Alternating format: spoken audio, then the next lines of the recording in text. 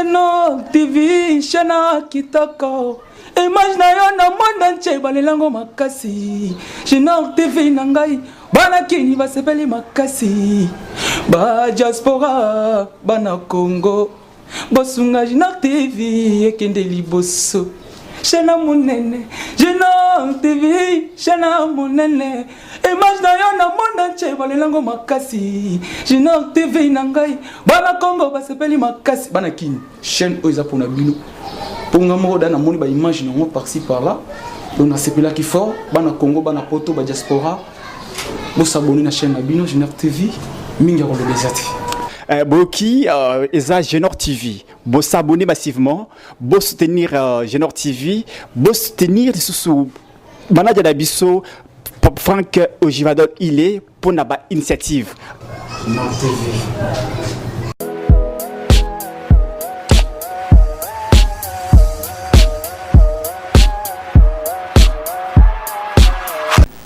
Très chers abonnés et téléspectateurs de la chaîne Geno TV, nous sommes encore revenus par devant vous cet après-midi avec notre invité que vous connaissez déjà très bien. Je ne vais pas encore beaucoup parler de lui parce que vous le connaissez déjà. Avec lui, nous allons aborder une question très pertinente, la question qui fait parler beaucoup de gens, la question qui fait parler même ceux qui n'ont pas fait les études des droits, la question qui fait parler même les charpentiers, les cordonniers, les maçons, tout le monde, même les mamans maraîchères. La question qui fait parler presque tout le monde. Voilà. La dite question est relative au dossier Matata Pognon et la Cour constitutionnelle. Vous connaissez très bien l'histoire. Nous sommes là en face des deux arrêts de la même Cour constitutionnelle qui pose problème pour ceux qui ne comprennent pas les méandres judiciaires. Notre invité, c'est un avocat, un professionnel des droits. Il n'est pas sur notre plateau à sa première fois. Je crois que ça peut être troisième ou quatrième émission que nous faisons avec lui. Et avec lui, souvent, nous abordons les questions très techniques. Très techniques. Nous allons parler de ces deux arrêts, de la Cour constitutionnelle de la RDC. L'arrêt sous RP 0001 du 15 novembre 2021 qui a été rendu par le président de cette Cour constitutionnelle, en l'occurrence Dieudonné Kalouba. Et l'arrêt qui a contredit, le premier arrêt sous RP 0001 qui a été rendu par le président de cette Cour qui avait remplacé Dieudonné Kalouba, cette fois-ci c'est Dieudonné Kamouleté. Arrêt Aircons 18-16 du 18 novembre 2023. Voilà. Nous allons aborder cette question. Pourquoi cette Cour pouvait se contredire? Pourquoi la Cour pouvait se dédire? L'arrêt a été déjà rendu. La Cour s'était reconnue incompétente pour poursuivre Matata Pognon, qui n'est pas Premier ministre maintenant, et après Dieudonné Kamouleté, qui a été défenestré par le tirage au sort.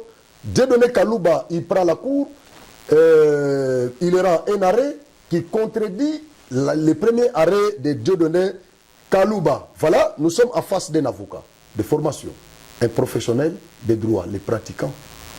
Avec lui, nous allons aborder cette question ici. Bonjour, Maître Daniel Makolo. Bonjour, Monsieur Franck. Je pense que ce n'est pas la première fois que nous vous recevons sur les plateaux de Geno TV. Vous avez déjà beaucoup de fans sur notre chaîne. Là, j'en profite pour saluer votre ami, Docteur Tchakampa Badibak. Docteur Albert Tchakampa Badibak. Voilà, c'est vraiment votre ami. Vous avez étudié avec lui. Il faisait la médecine, moi je faisais le droit. Voilà, je crois qu'il est même université. Il est maintenant il est aux États-Unis. Il est aux États-Unis. Voilà, nous en profitons pour vous saluer, docteur. En tout cas, nous parlons beaucoup avec lui de temps en temps. Quand il nous avait vu sur notre plateau, il était très content. Il m'a dit, waouh, vous avez reçu, il vous appelait comment? Daniel Makolo Wakankou. En tout cas, voilà, merci. J'en profite pour les saluer et sa chère épouse. Oui.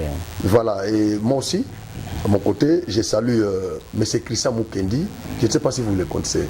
C'est un Kanangé qui a construit un flat hôtel. C'est vraiment magnifique, je vous dis. Du côté de l'aéroport. Ah, vous connaissez déjà. Du côté de l'aéroport. Donc, Jardin Capibé.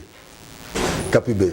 C'est un Kanangé qui aime notre ville quand même. Notre tout à province. fait. Il mérite aussi mes félicitations. D'accord. Vous méritez les félicitations de maître Daniel Makolo, cher Christian Mukendi. Il aime souvent qu'on l'appelle Mukendi et non Mukendi. Je ne vais pas massacrer quelques éléments de votre nom. Mukendi, voilà. Avec vous, nous allons aborder une question très pertinente. Une question qui fait parler beaucoup de gens, même ceux qui ne comprennent pas les méandres judiciaires, veulent toujours en parler. Qui est relative au conflit qui oppose Matata Ponyo et le ministère public. Il y a eu des arrêts, je pense, dans mon introduction, vous avez suivi. Tout à fait. Il y a eu des arrêts, l'arrêt du 15 novembre 2021 et l'arrêt Aircons 16 du 18 novembre 2023. Et pourtant, les arrêts de cette cour ne sont pas susceptibles d'aucun recours. Ça s'est passé comment pour qu'on en arrive là? Merci, monsieur Franck. Il est certain qu'au regard de la Constitution, au regard de la loi organique, également, les arrêts de la Cour constitutionnelle sont insusceptibles de voie de recours. C'est-à-dire, on ne peut pas aller en appel contre ces arrêts, on ne peut pas former opposition, donc il n'y a pas de voie de recours. Et cependant, comme le droit est un, il y a la possibilité de faire ce qu'on appelle le revirement. Et c'est ce que la Cour constitutionnelle a eu à faire. Vous savez que le droit est dit par les hommes, partout au monde. Aux États-Unis, en France, partout le droit est dit par les hommes qui peuvent à un moment constater que la position qui a été prise par la Cour à une certaine période par rapport à un tel dossier, et surtout que chaque dossier se suffit, cette décision-là, nous n'avons pas dit les bons droits, alors la juridiction des jugements fait ce qu'on appelle le revirement. C'est-à-dire, elle revient sur sa propre décision, cette fois-ci, pour donner une bonne position judiciaire. Donc cela est reconnu à un tribunal, à une cour, et dans les cas sous examen, à la Cour constitutionnelle. Donc ce que la Cour constitutionnelle a fait comme revirement, c'est du bon droit. Les revirements des jurisprudences. Non, c'est-à-dire, oui, on revient sur sa propre décision. Pour dire, comme il n'y a pas de voie de recours, ce qui a été dit là, nous sommes rendus compte que la position n'était pas bonne, alors nous revenons. Et nous-mêmes. Cela peut-il être considéré comme une erreur matérielle?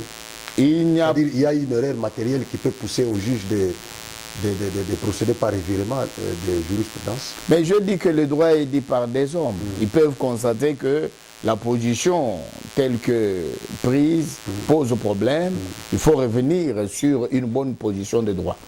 Parce que déjà, la Matata Ponyo influençait négativement le rouage politique. On s'est demandé, c'est que tous les politiciens qui ont eu à commettre les forfaits, que ce soit devant la Cour, donc justiciable de la Cour, justiciable de la Haute Cour, justiciable de la Cour constitutionnelle, le problème va se poser par rapport à ce qui est passé.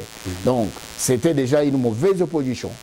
Maintenant, donc vous condamnez l'arrêt sous RP 0001 de Kalouba. Mais ce n'était pas une bonne position, c'est-à-dire que la composition Kamouleta est revenue sur le même arrêt cette fois-ci pour faire ce que nous appelons en droit revirement. Donc c'est le droit qui reconnaît cela et c'est la bonne position du droit par rapport à cela. Mais selon le professeur Ogi Mampouya, la Cour dans cette interprétation s'est attribué des pouvoirs qui ne sont pas du domaine du droit et qui sont contre la légale. Selon ce professeur ici, il considère que la Cour, les juges de la Cour étaient allés au-delà. Donc selon lui, la Cour ne pouvait pas procéder par les revirements. Bon, et ça c'est son point de vue. Il donne un point de vue en tant que doctrinaire, en tant que professeur, mais une jurisprudence est au-dessus de la doctrine. Et ici, quand moi je parle, c'est en tant que praticien de droit. Quelqu'un peut être professeur, mais pas praticien de droit. Il reste au niveau des théories. Mais au niveau de la pratique, lorsqu'on parle de revirement, c'est du bon droit. Et je dis, le revirement n'est pas seulement une création congolaise, n'est pas une innovation congolaise, n'est pas une innovation de la Cour constitutionnelle. Ça concerne les cours et tribunaux. Donc même un tribunal peut revenir sur sa propre position parce qu'il n'est pas lié à ça. Mais Dieudonné Kamou-Leté, qui a pris cet arrêt, qui a rendu cet arrêt, était dans la composition des juges qui avaient rendu le premier arrêt sous RP 0001. Comment il ne pouvait pas montrer, sa position là? Non, non, je préfère que nous puissions mettre de côté les individualités. Posons le problème en termes de la Cour constitutionnelle. D'accord. Donc, parce que le débat judiciaire, le débat juridique ne doit pas s'intéresser à des individus. Des individus. Encore qu'un individu ne peut pas faire le revirement, c'est la Cour qui le fait, c'est le tribunal qui le fait. Alors, dans la souveraineté, parce que la Cour constitutionnelle est souveraine, tout comme n'importe quel tribunal est souverain, comme il n'est pas lié, donc le tribunal n'est pas lié à sa propre jurisprudence, la Cour constitutionnelle également n'est pas liée, elle peut revenir. C'est ce qu'elle a fait, donc c'est du bon droit en tant que praticien. Donc c'est une bonne position qui a été dégagée. D'accord. Ça permet actuellement donc à celui qui est en fonction et à celui qui a été en fonction et d'être poursuivi par la justice. C'est comme l'article 164 de notre Constitution qui parle du président de la République, du Premier ministre en fonction. Donc, dans l'exercice de leur fonction ou à l'occasion. Voilà. Et alors, lorsque on utilise déjà la conjonction ou à l'occasion, c'est-à-dire c'est le passé. Donc, la conjonction de subordination. Donc, ici, nous ne sommes plus dans l'exercice, c'est à l'occasion. Donc, quand il en a fait l'occasion. Vous avez été. Lorsqu'on dit à l'occasion de c'est un passé. Donc, ce n'est plus le présent. C'est-à-dire, le premier arrêt n'était pas du bon droit. Non, le droit n'a pas été bien dit et tous les praticiens que nous sommes, nous avons décrié cette position parce qu'on a tenu compte du président en exercice, du Premier ministre en exercice, mais ça ne s'arrête pas là. Ça, c'est la première possibilité. Deuxième possibilité, on dit ou à l'occasion de l'exercice. C'est un passé. Donc, même si vous avez déjà mis un terme à vos fonctions en tant que président de la République, en tant que Premier ministre, à l'occasion de l'exercice ici, on vous colle par rapport au passé. C'est que là, vous voulez insinuer que les juges naturels du Premier ministre en exercice, ils continuent à être son juge naturel. La Constitution qui le dit. C'est la Constitution qui le dit, et on peut lire. Voilà. Nous prenons l'article 164 de notre Constitution. La Cour constitutionnelle est le juge pénal du président de la République et du Premier ministre pour des infractions politiques, des hautes trahisons, d'outrage au Parlement, d'atteinte à l'honneur ou à la probité, ainsi que pour des délits d'initiés et pour les autres infractions de droit commun commises dans l'exercice ou à l'occasion de l'exercice de leurs fonctions. Donc quand on dit ou à l'occasion, c'est-à-dire c'est le passé. Vous avez été à cette occasion-là. Mais pour le présent, non. Donc on prend les démarches du raisonnement du constituant quand vous êtes dans l'exercice et à l'occasion, quand vous avez été dans... Agir comme le Premier ministre. Donc l'arrêt Kalouba n'a pas été... Bien dit. Un arrêt de bon droit. C'est ainsi qu'on est revenu sur cette position-là parce que les praticiens de droit que nous sommes, les avocats, nous sommes intervenus, nous avons utilisé des médias pour que notre voix soit entendue et que nous puissions donner notre interprétation par rapport à l'article 164 en tant que praticien de droit. Et maintenant, vous considérez que l'arrêt rendu par Dieudonné Kamou-Leté est une bonne jurisprudence. Et c'est du bon droit. du bon droit, c'est qu'on peut poursuivre un président, un premier ministre dans l'exercice, tout comme à l'occasion de l'exercice, c'est-à-dire après l'exercice. Mais là, il y a une notion qui a été inventée par les avocats de Matata Ponyo, des vides juridiques.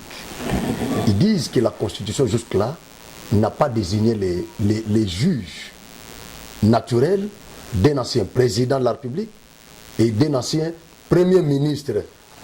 La notion du vide juridique là. Non, qu'est-ce que vous en dites? Il n'y a pas un vide parce que la Constitution, à l'article 164, tranche. Dès lors que la Constitution tranche, c'est une interprétation erronée. Cette interprétation-là de penser qu'il y a un vide juridique, c'est erroné. Parce qu'ils sont venus avec un déclinatoire des compétences. Ce n'était pas une exception péremptoire pour dire nous avons mis fin, comme la prescription par exemple. Mais ils ont décliné la compétence. Ici, c'est pour démontrer que vous n'êtes pas compétent. Mais avec l'évolution, on a découvert que l'arrêt péché quelque part, il fallait revenir sur la décision. Donc il n'y a pas de vide juridique parce que l'article 164 de la Constitution tranche là-dessus. Et celui qui est en exercice ou à l'occasion de l'exercice de leurs fonctions. Alors, dans l'interprétation, il n'y a pas que ce qui est droit. Il y a aussi la grammaire. La grammaire, voilà. Il faut poser la question, mais pourquoi le législateur dit ou à l'occasion de l'exercice? Voilà. C'est déjà le passé. Donc, l'actuel arrêt, c'est du bon droit. C'est du bon droit et nous pensons que là, les trous sont bouchés. Et les procureurs général près la Cour constitutionnelle, par son réquisitoire, il a encore saisi le bureau du Sénat, juste après la session du mois de mars, qui a pris fin le 15 juin, je crois, le 15 juin, donc c'était 24 heures après. Il a saisi par son réquisitoire le bureau du Sénat pour solliciter l'autorisation afin de poursuivre Matata Ponyo. Et Matata Ponyo aussi à son tour, il va saisir la Cour de cassation pour intenter une action en justice contre les bureaux, contre les présidents du bureau et les procureurs généraux. Il pense que ses droits n'ont pas été respectés, il est menacé, tout ça, tandis qu'il y a déjà un arrêt qui a été rendu, la même Cour s'était considérée incompétente pour les poursuivre, et maintenant, il y a les procureurs généraux près la Cour constitutionnelle et les présidents du bureau qui veulent à tout prix que l'action publique soit déclenchée contre Matata Ponyo pour qu'il soit arrêté. Qu'est-ce que vous en dites? C'est Matata qui a raison, c'est le procureur qui a raison, ou c'est le président Bati Lukwebo qui a raison? Non, ici, lorsque vous parlez du procureur général près la Cour constitutionnelle, il agit conformément à la Constitution. Il ne viole pas les droits. Il est dans les bons. Lorsque vous parlez du président du Sénat, pourquoi ne pas les saisir pendant la session Bahati? Mais lorsque on saisit l'Assemblée ou le Sénat pendant la session, ça c'est la règle. Et lorsque on saisit les bureaux, c'est l'exception, et le tout c'est réglé par l'article 107 de la Constitution. Est-ce que vous pouvez lire ça? Oui, oui. Voilà ce que l'article 107 de la Constitution dit. Bien sûr, dans l'article 107. Donc, c'est vous dire que jusque-là, on n'est pas en dehors du droit. Aucun parlementaire ne peut être poursuivi, recherché, arrêté, détenu ou jugé en raison des opinions ou votes émis par lui dans l'exercice de ses fonctions. Aucun parlementaire ne peut, en cours de session, être poursuivi ou arrêté, sauf en cas de flagrant délit, qu'avec l'autorisation de l'Assemblée nationale ou du Sénat selon les cas. En dehors des sessions, aucun parlementaire ne peut être arrêté qu'avec l'autorisation du bureau de l'Assemblée nationale ou du Sénat, sauf en cas de flagrant délit, des poursuites autorisées ou des condamnations définitives. Donc ici... C'est une exception. Non, c'est... La règle... Ce sont des possibilités qu'on offre par rapport aux immunités. Okay. Si c'est pendant la session qu'on veut déclencher les poursuites, là c'est un principe. L'Assemblée qui doit autoriser par la plénière. La plénière. Alors, si ce n'est plus pendant la session, ces pouvoirs-là est dévolu au bureau, que ce soit les bureaux du Sénat ou celui de l'Assemblée nationale. Donc, c'est l'article 107 de la Constitution. N'y a-t-il pas un complot là-bas? Pourquoi les procureurs ne pouvaient pas saisir? Quand bien même, vous avez parlé du principe et de son exception. Mais pourquoi ne pas saisir les Sénats pendant la session? Mais la Constitution offre les deux possibilités. C'était à lui de choisir. Donc, qu'est-ce qui est utile, qu'est-ce qui est opportun? Il a trouvé qu'il faut saisir les bureaux. Si il avait initié la procédure en dehors de la Constitution, le problème ne se poserait. Mais ici, dans la Constitution, il fait application de l'article 107. 107. Merci, maître. Maintenant, je vais vous poser une question un peu embarrassante, tout ça, par rapport toujours à ces dossiers-ci. Matata Poni qui intente une action en justice contre le procureur général. Comment ça va se passer? C'est vrai que le procureur pourra-t-il être poursuivi par la Cour de cassation dans ces cas ici? Ce qu'il déclenche comme mécanisme, intenter une action, il faut dire ce que le procureur général a fait. Il a violé ses droits parce qu'il y a déjà un arrêt qui a été rendu. Non, c'est qu'il n'a pas été bien conseillé. Parce que je dis ici, c'est que la Cour constitutionnelle a fait, ça s'appelle les revirements. Ça s'appelle les revirements. Donc ça existe en droit congolais? Ça existe. Non seulement en droit congolais, départ le monde. Les revirements, c'est reconnu à un tribunal, c'est reconnu à une juridiction. Alors, lorsque un procureur général saisit les bureaux pour obtenir l'autorisation de poursuivre quelqu'un, il n'y a quelle infraction? Il n'y en a pas. Donc, soit il le fait pour créer un dilatoire, mais quand on va procéder au classement sans suite, on va toujours revenir à charge. Donc, ce qui est fini pour lui n'est pas encore fini, parce qu'il a créé les déclinatoires des compétences. Vous voyez que maintenant, ça n'a pas été. Et lorsqu'il faut maintenant initier une plainte à charge du procureur général, mais dites ce qu'il a fait, mais là, il n'a pas dit de manière explicite et ça pose problème. Ça pose problème. Donc nous pensons que ça va finir et finalement il sera devant son juge naturel. C'est à lui d'organiser sa défense, parce que jusque-là, il est sur le plan de la forme. De la forme, il évite les fonds. Et même quand il est en train d'initier des plaintes contre le procureur général, tout ça, sont des dilatoires pour qu'on ne puisse pas procéder. Mais c'est sur le plan de la forme. Lorsqu'on va déclarer ou dire que cette plainte-là, qui a été initié, il y a eu classement sans suite, on va procéder, et là, le bureau va autoriser. Et là, il y a aussi un problème qui se pose, parce que les bureaux avaient déjà autorisé. Mais la Constitution ne dit pas qu'on doit autoriser deux fois. Donc moi, je pense qu'il a été déjà mis à la disposition de la justice. Est-ce qu'il avait déjà recouvré ses immunités? Je crois non. Parce que depuis lors, ce n'est pas encore fait. À mon avis, je n'ai pas de précision si c'est pas encore fait. Cette action-là mettait fin totalement à tout. Mais ce qui est vrai, même si les immunités ont été ainsi levées pour la première fois et qu'il revient, mais le bureau est dans la compétence de le faire par rapport aux dispositions constitutionnelles. Donc nous pensons que finalement on va aborder les fonds. Vous estimez que si on abordait les fonds, Matata sera vraiment coupable?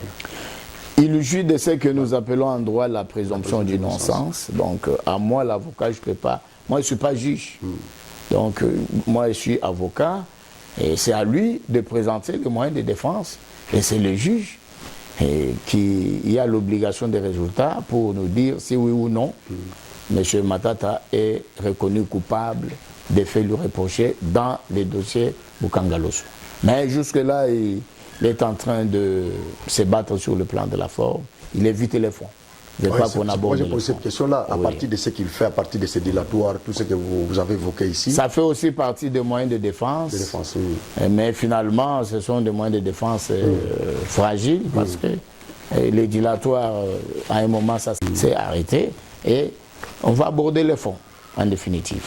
Et donc, tout ce que nous pouvons retenir de ce que Maître a soulevé ici, c'est que le deuxième arrêt de la Cour constitutionnelle, c'est du bon droit. Oui.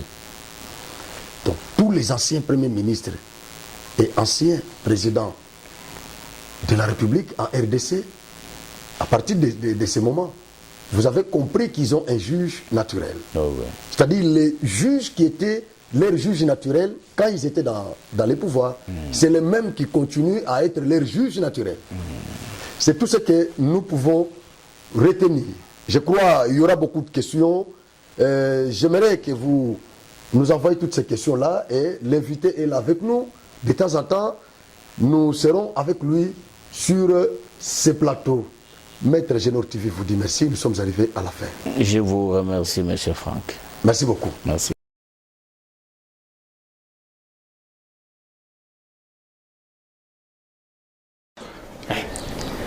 Genor TV, Shana Kitoko. Image na yo na monde entier balelango makasi. Genor TV nangai bana kini basepeli makasi. Ba diaspora bana Congo. Bosunga Genor TV ekende liboso. Shana munene, Genor TV, Shana munene. Image na yo na monde entier balelango makasi. Genor TV nangai bana Congo basepeli makasi. Bana kini chaîne oiza pona bino. Ponga moko dana moni ba image nango par-ci par-là. On a sepela qui fort bana Congo bana poto ba diaspora. Bo s'abonner na chaîne na bino Genor TV mingi ko le desati. Boki eza Genor TV, bo s'abonner massivement, bo soutenir Genor TV, bo soutenir sous manager d'Abisso Franck Ojivadol il est pour naba initiative. Genor TV.